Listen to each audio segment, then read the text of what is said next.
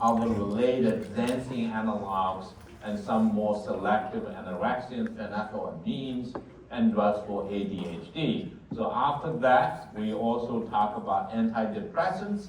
Antidepressants are also, of course, CNS stimulatory, and those are a class of drug molecules that are often prescribed, of course, in the United States. Some of them are very commonly prescribed. And then we talk about serotonin receptor agonists and agonists that can be used as for like treatment of migraine headache, and also for the treatment of nausea and vomiting, and some of the other related conditions. So these are the type of molecules, drug molecules, we will cover over the next few lectures before the end of the semester.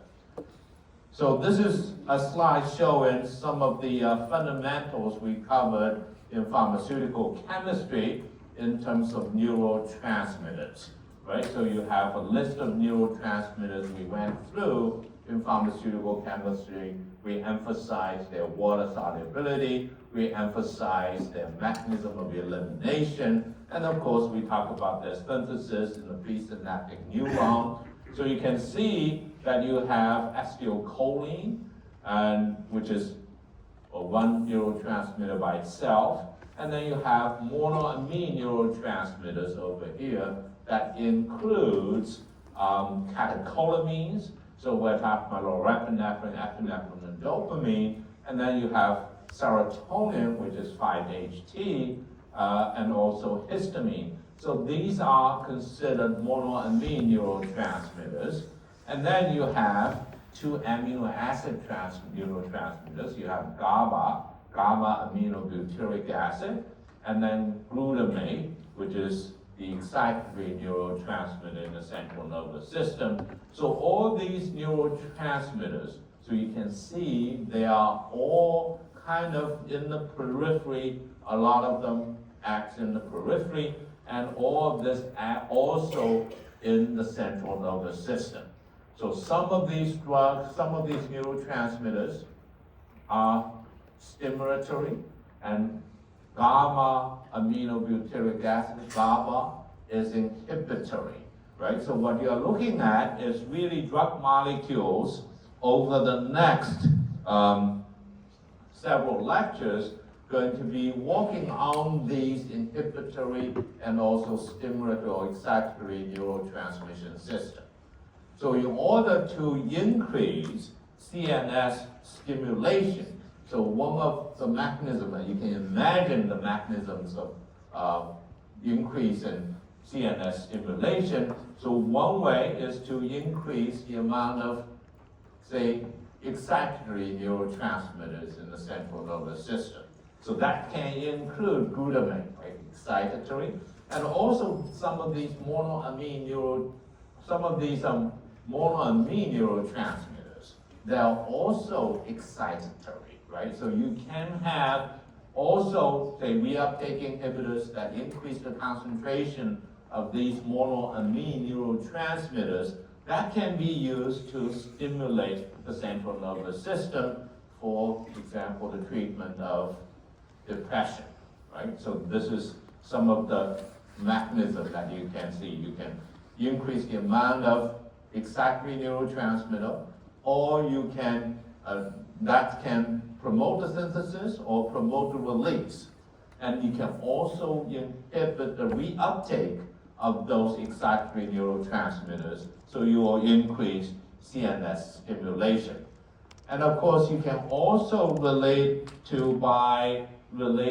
inhibition, right? You can also say promote degradation for some of the inhibitory neurotransmitters, or you can decrease the release of these inhibitory neurotransmitters that can also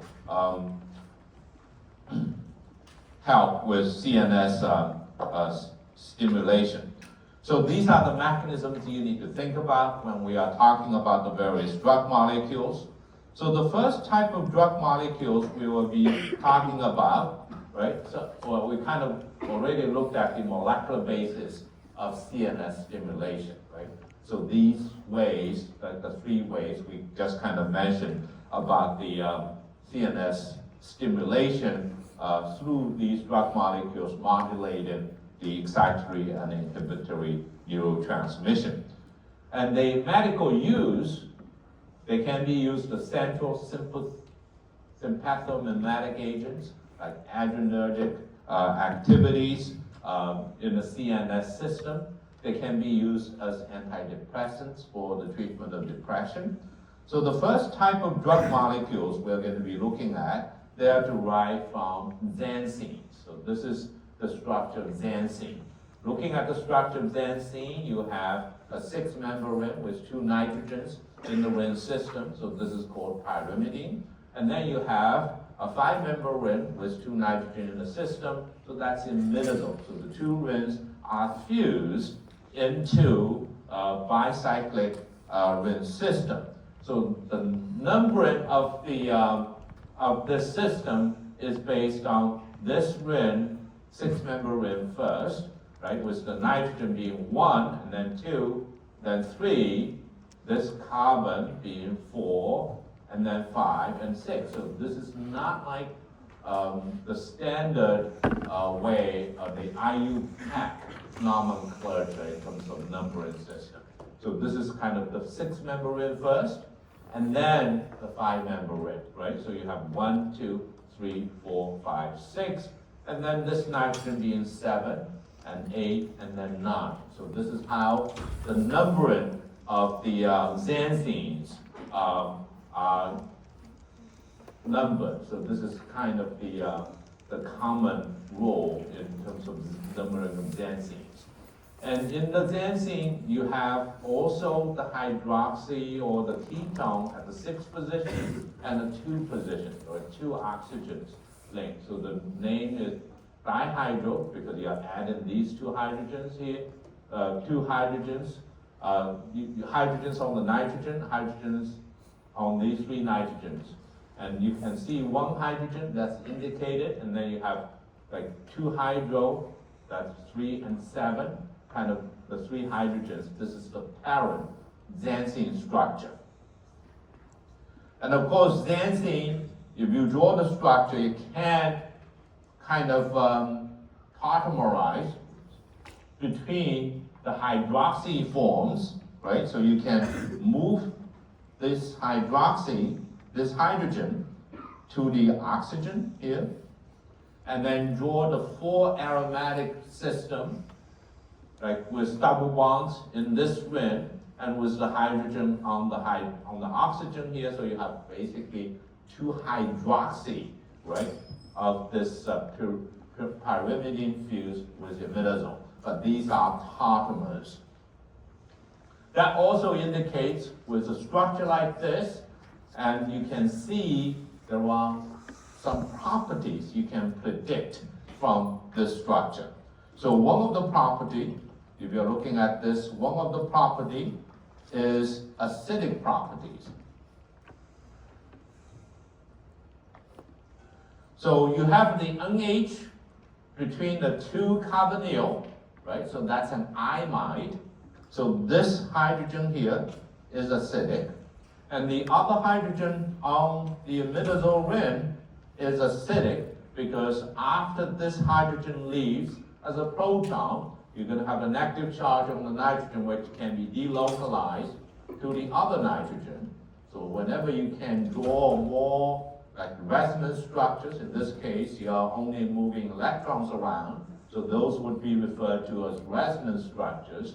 You help delocalize the charge, and you're going to have a more stable anion. That means it's more acidic, right? The anion can be delocalized to this nitrogen and even to this oxygen.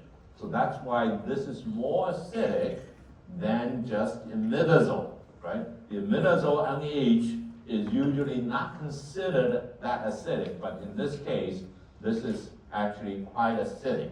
So you'll see later on when we look at the theophylline in terms of the pKa of this oxygen.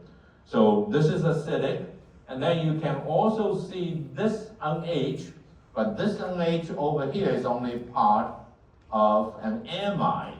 So when you have an amide, it's not acidic, right? So in the aqueous environment, so this is not acidic.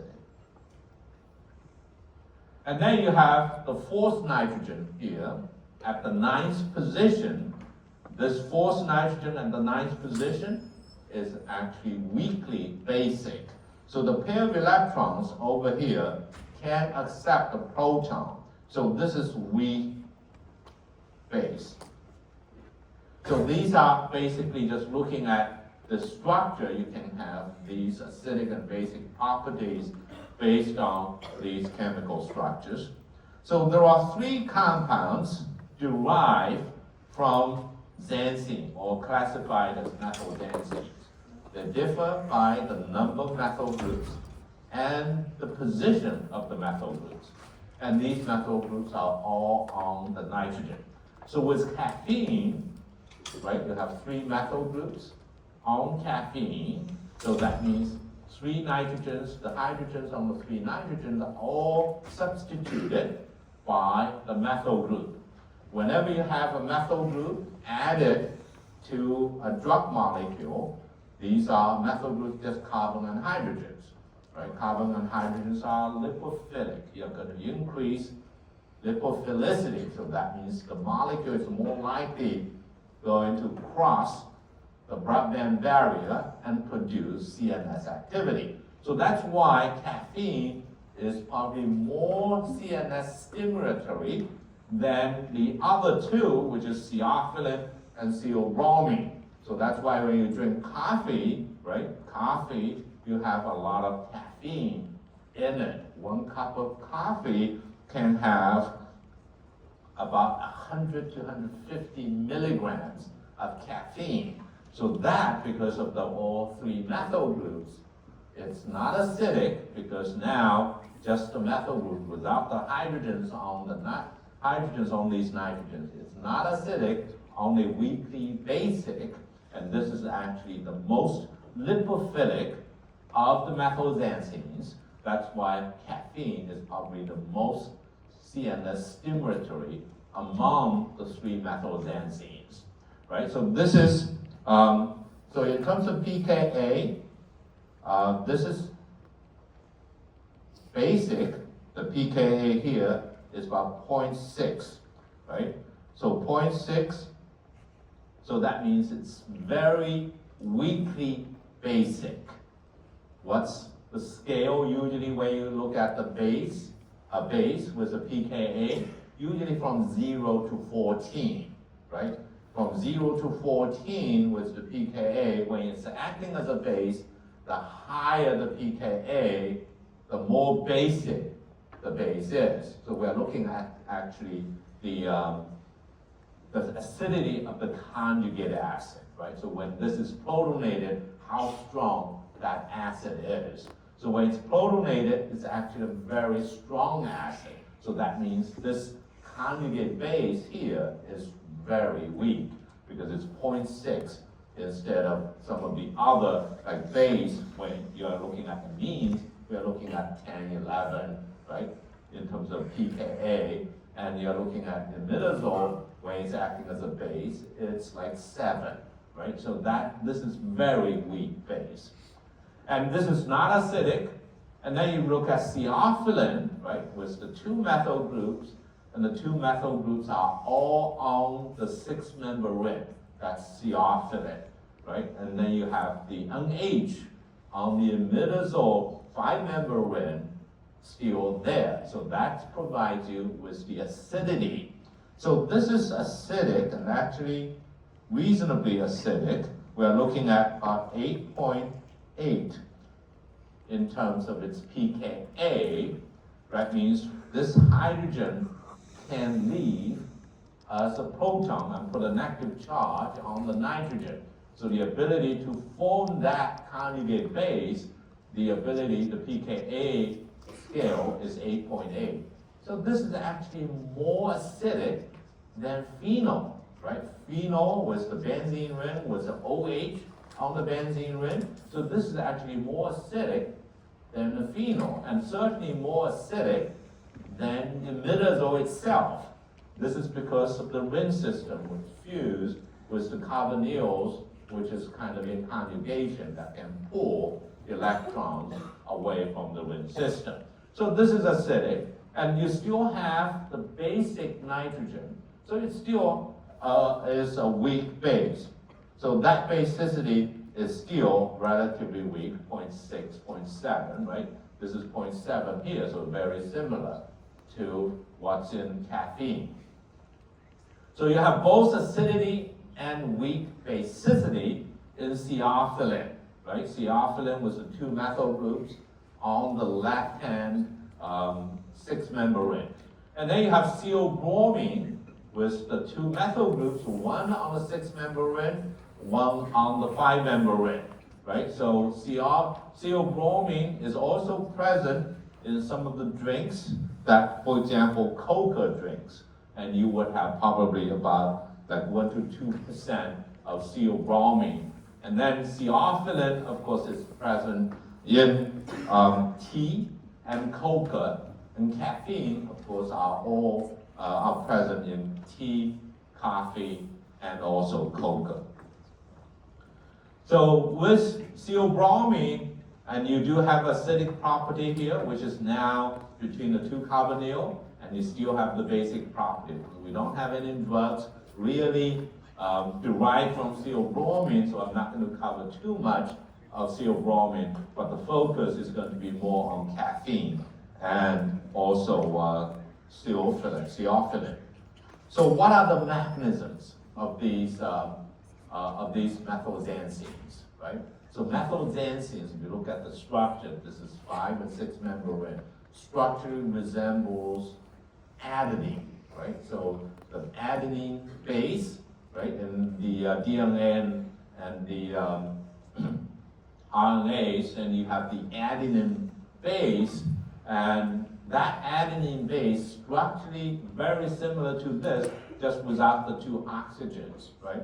Adenine with an amino group at the 6th position. So structurally resemble that, and also how it actually performs its action by resembling adenine. So one of the mechanisms is inhibition of phosphodiesterase, PDE, which promotes accumulation of cyclic AMP. So cyclic AMP, of course, is hydrolyzed because cyclic AMP was the ribose ring with a phosphate that forms two esters with ring hydroxy, right? So when an enzyme present called phosphodiesterase will hydrolyze cyclic AMP into non-cyclic, right? Cyclic AMP is actually stimulatory. So you are looking at really, this is caffeine, theobromine, they actually, theophylline inhibit this enzyme, phosphodiesterase, and then cause the accumulation of cyclic AMP. That produces at least one of the mechanisms. And caffeine is probably the first known inhibitor of PDE, but since we have so many different types of PDEs, we have probably at least like 11 different types of phosphodiesterase, right? So this is non-selective, not very potent. You probably know there are drug molecules which have been developed, like Viagra, right? That's actually very selective for one of the PDE5 that can be used as a medication. So that's a very selective PDE inhibitor. But then that's for accumulation of cyclic GMP, right? Sildenafil. So that's one of the drugs that's used for erectile dysfunction. So the next mechanism is competitively blocking adenosine receptors. So that means it antagonizes adenosine at A1 receptor. And this is considered to be probably the most important mechanism in terms of producing CNS activation. So this is adenine one receptor as an antagonist that can also increase CNS stimulation. So this is because methylxanthines mimic adenosine, right? Because adenine base is really structurally similar to these methylxanthines. So the third mechanism orders intracellular calcium distribution, so that can also affect CNS activity. So in terms of its medical uses, so we're looking at bronchial asthma, right? This is more for theophylline. So we actually can have these drug molecules that can produce bronchodilation, right? So this can help with asthma and stimulate respiration. So this is the main use of theophylline. And then the second medical use is infant apnea. Now this is the main use actually of caffeine medically. In terms of infant apnea, caffeine is the only treatment approved for infant apnea. Okay, this is basically when these small infants, they have breathing issues. They can stop breathing for a period of time. You know, if they stop breathing, if there is no stimulation, that can lead to serious, of course, fatal issues. And you can use instruments actually can inject caffeine directly into these infants and promote and stimulate respiration. Okay, so that's one of the only treatment actually for infant apnea using caffeine, Capsid, for example, which is orally administered or can also be used by injections. We will look at that also next. And then the third use is for migraine headache, because caffeine is known to potentiate and also promote the onset of some of the anti-inflammatory agents. We are talking about acetaminophen and aspirin. So one of the medication for migraine headache is Excedrin, which is just a combination of the three medications, aspirin, acetaminophen, and then caffeine, because caffeine can actually enhance, potentiate the anti-inflammatory activity of aspirin, also acetaminophen, and also increased onset. So those, the medical uses, we will mention again when we look at the individual drug molecules. Again, caffeine, right, has three methyl groups on the on the xanthine structure, with no hydrogens left on the nitrogen, so it's not acidic. So this is not acidic, just looking at the structure, not acidic, but you do have a basic pyridine type of nitrogen that gives you the basicity, weak basicity, about 0.6 in terms of its pKa. So this is one property. Now the other property you probably know when you drink coffee, right? You want to drink it warm. That's because if you leave it, a cup of coffee, and let it cool, what happens?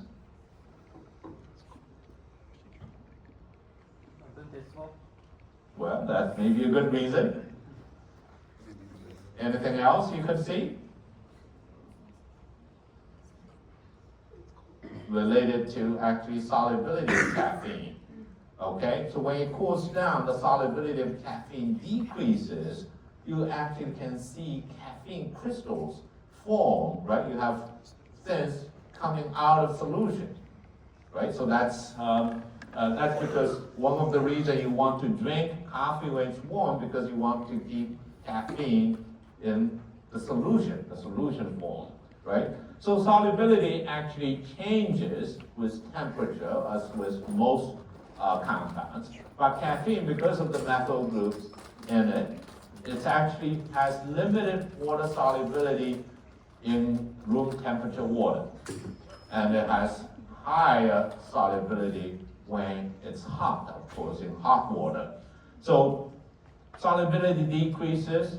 Because a cup of coffee would have 100 to 150 milligrams of caffeine, the amount of caffeine in there actually precipitates out when actually that cup of coffee cools down. So this is another property related to the structure, right? Because the more methyl you have, the less water soluble you will become.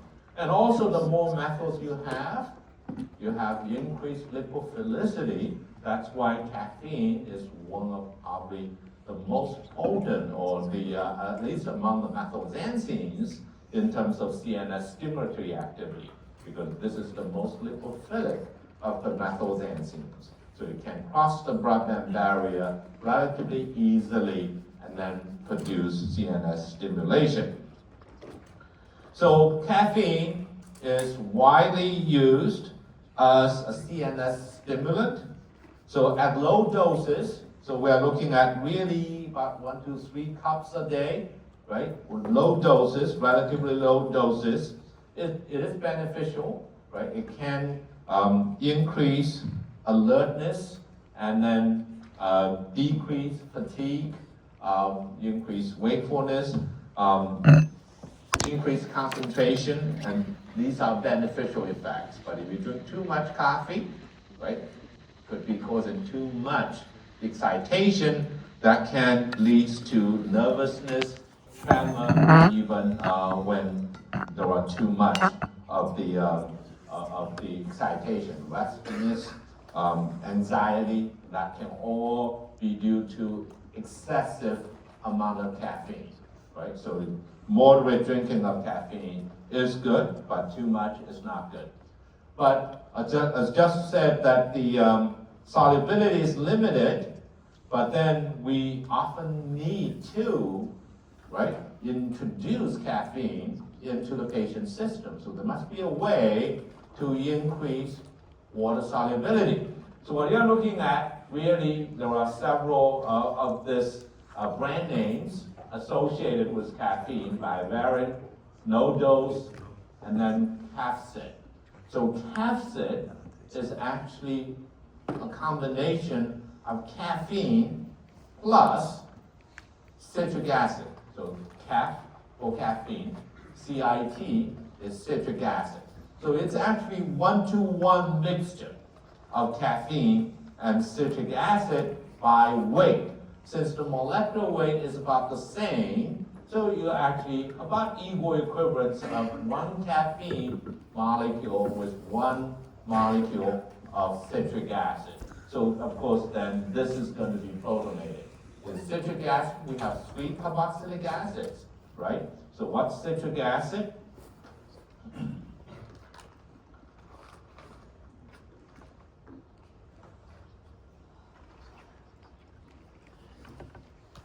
So this is citric acid, right? So we have 3 carboxylic acid in citric acids, and then you have hydroxy in the middle, right? So this is citric acid. So you have actually more protons available, but then of course carboxylic acid is not a very strong acid, but still with the amount of acidity you provide, the protons you provide, you can have this protonated and then provide you with relatively high water solubility in terms of the salts. So this is one possibility. Another possibility is sodium benzoate. Sodium benzoate, so it's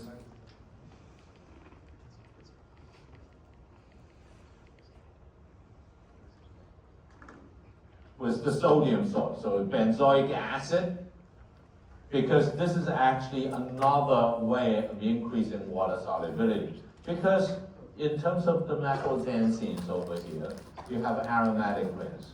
And now you have a benzene ring, you have pi-pi interaction, but then this also brings a negative charge. So that helps with improving water solubility. So these formulated caffeine preparations can have relatively high water solubility. They can be given orally and they can be given by injections.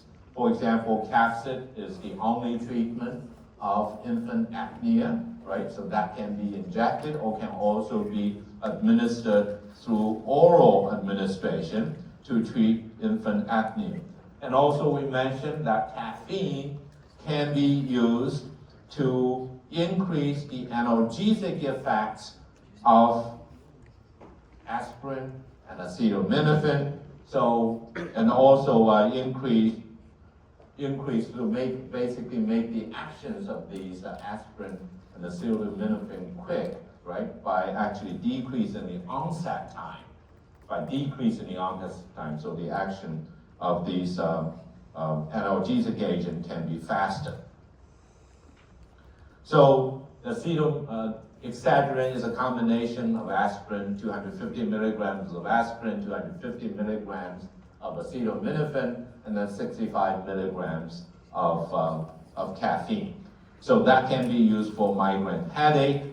So the other property of we need to talk about is metabolism, right? So if you look at this, you have the three methyl groups. So the methyl groups can be oxidized into hydroxymethyl by inserting an oxygen between the carbon and one of the hydrogens here, and then it falls apart to give you formaldehyde, and now you just remove the methyl, right? So it's anti-methylation. So after oxidation, so you can have, let's say, demethylation.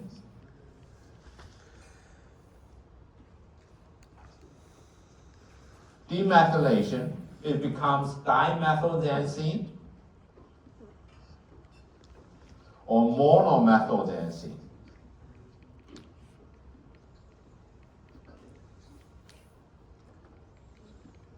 Right, you have basically one of the methyls or two of the remaining methyls still remain on the structure.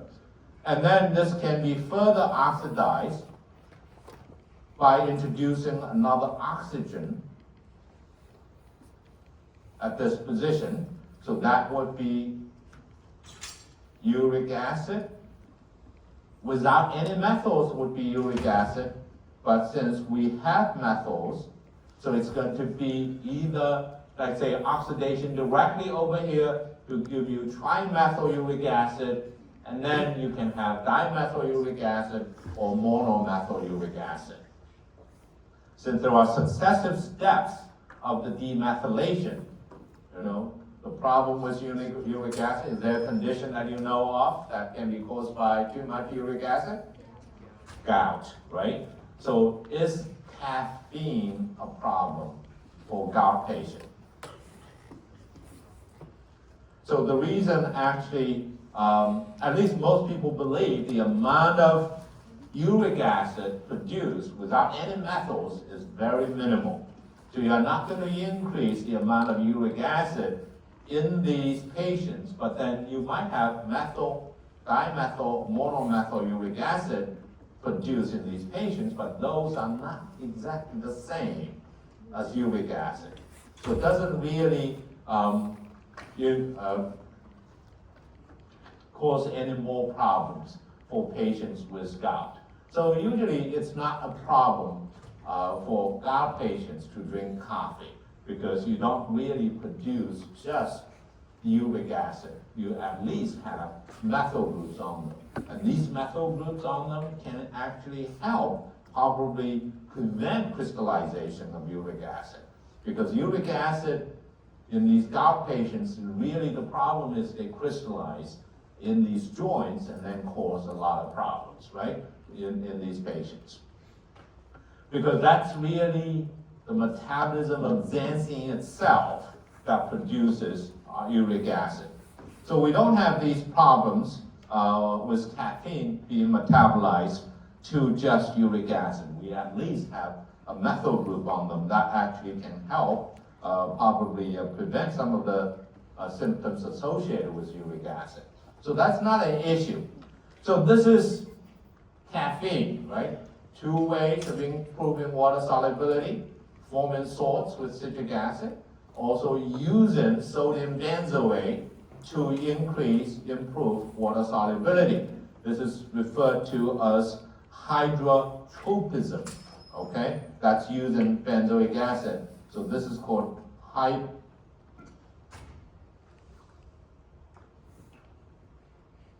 hydrotropism, right? So this is a really relying on the pi stacking, forming a complex, and with better water solubility. So this is for caffeine. Then what about theophylline, right? Theophylline is the one with two methyl groups. The two methyl groups are on the 6-member ring. And then with the imidazole, which is kind of free, so you're going to have acidic properties in addition to the weak basic properties as a result of the basic pyridine type of nitrogen in imidazole. So the NH here, we mentioned the pKa is about 8.8, right? It's more acidic than 8.8, more acidic than the phenol. And then you still have this as a base, but weak base, 0.7. So in terms of theophylline itself, right, just this structure in the brackets, this is theophylline. So the property is very similar to caffeine because it does have two methyl groups, has certain lipophilicity, right? And it also has similar solubility. So that means you want to drink cocoa, or you want to drink tea relatively warm. Otherwise, you might have, although tea don't usually crystallize, right? Because when it becomes cool, because the amount of these methylxanthines are relatively smaller as compared to coffee. So still, there must be certain ways to improve its water solubility, right? So it's limited solubility at room temperature, but it will increase its solubility as you heat up the water solution. So that's why you increase similar to caffeine in terms of its water solubility. So there are two ways you can see over here that actually improves water solubility, relying on the difference between theophylline and caffeine. Theophylline, you have the acidic NH, so you can actually remove that and become negatively charged. So it forms salts actually with a base. So in this case, it's ethylene diamine. So it's ethyl group in the middle and then two amino groups. So you can have a 2-to-1 salt between actually theophylline, 2 molecules of theophylline, 1 molecule of ethylene diamine that forms the salt, right? So this is the salt form that can increase water solubility. And then you also have this called oxytriflin. So this is actually forming salts with choline. In choline itself is not basic, but choline has a positive charge, quantity ammonium cation, that forms the ion pair with the negatively charged deprotonated theophylline, right? So these two, then it's an ion pair, so you're going to have improved water solubility. So with theophylline, you're relying on the acidic property because its acidic property is more prominent than the basic property because here, this is really weak, right? 0.7 is really weak. So you're relying on the acidic property, in this case, trying to form salts to improve water solubility. So both of this can be used for, as we mentioned earlier, bronchial asthma, right? So these are really just formulations of theophylline to improve its water solubility. So the other metabolism related to this is similar to caffeine because you still have methyl groups. So that means the methyl can be oxidized by N-demethylation. So you can remove one methyl at a time to give you monomethylxanthine, and then can be oxidized to monomethyl uric acid, or this can be oxidized directly at this position here, right? This 6, 7, 8 position to introduce the oxygen, so 8-oxo, so that gives you the dimethyl uric acid or monomethyl uric acid. So this is the two metabolic reactions, N-demethylation and also xanthine oxidase to introduce the oxygen at the 8th position to give you uric acid. So two salts that improves water solubility. So those are the theophylline and also caffeine. So there are two other structures related to methylxanthines. One is structure that introduces bromine at the 8th position that gives you what's called hemabrom. So because of the introduction of bromine, so bromine as related to, as compared to hydrogen, right, is more electronegative. So that means the hydrogen on this nitrogen is more likely to leave as a proton. So that means this is more acidic. So in this case, the pKa is 5.58.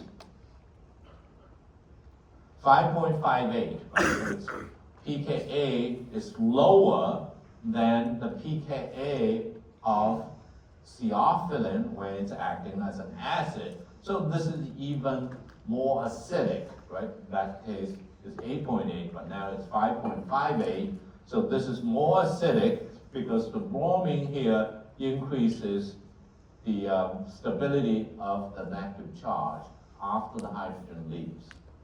So that gives you stronger acid. So this case, it's often used as a salt with this amino butanol, right? You have 4 carbon here, amino isobutanol, that gives you the salt form. So this is a drug molecule used to relieve symptoms of temporary water retention, bloating, and also the feel of fullness, often used as an OTC diuretic.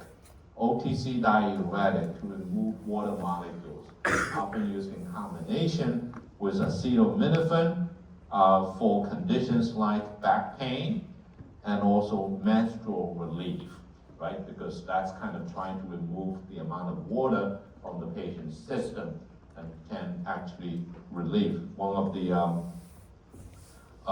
cramp pads or the cramp tabs or Tylenol women's menstrual relief that contains this methylxanthine, right, with a bromine attached at the 8th position. So this increases the water solubility, and also, of course, this drug rinse water with it when it's eliminated from the urine. So this is another way to increase acidity, maybe increase water solubility, right, with the bromine introduction of electron withdrawing group, and here increases acidity, and of course bromine can potentially hydrogen bond with water molecule. So the next drug molecule is diphylline. So it's a derivative of theophylline. So introduction at the 7th position, nitrogen, on the nitrogen, you introduce the 3-carbon unit with 2 hydroxy on the 2 of the carbons. So that means you introduce, kind of bring the molecule with 2 additional hydroxy groups to it. What can hydroxys do? Form hydrogen bonds with water molecules, right? To improve water solubility. So this actually improves water solubility by introducing water solubilizing groups, right? You can introduce charges or you can introduce polar functional groups. But this molecule will eliminate in this form because demethylation or dealkylation over here, it doesn't really happen that much in vivo. So this is what's eliminated in the patient's system. So this is not a prodrug of any kind, because this is the one that's actually active, but with this additional group, the CNS activity actually decreases. So this is only having about 1/10 of the potency of theophylline, right? So it's a weaker CNS stimulant. The advantage of a weaker stimulant is less side effects, right? It doesn't cause much of the other kind of too much excitation because it's relatively weak. So most of this drug is eliminated unchanged with the dihydroxy propyl group still attached to it through urine. It's more water soluble now, but it's going to be eliminated just more or less in the unchanged parent form. So this is a drug used for asthma and also for COPD, right? COPD, which is related to the pulmonary disease. So this is for asthma and COPD, but the activity is only 1/10 of theophylline, but then the drug has less side effects.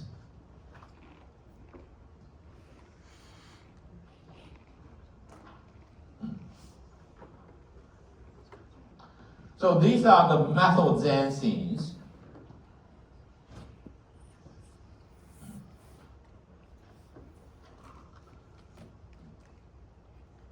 Wow, I'm getting, well, since you're going to have an exam, I'm just going to be stopping here, but before you go, I do have another for everywhere question.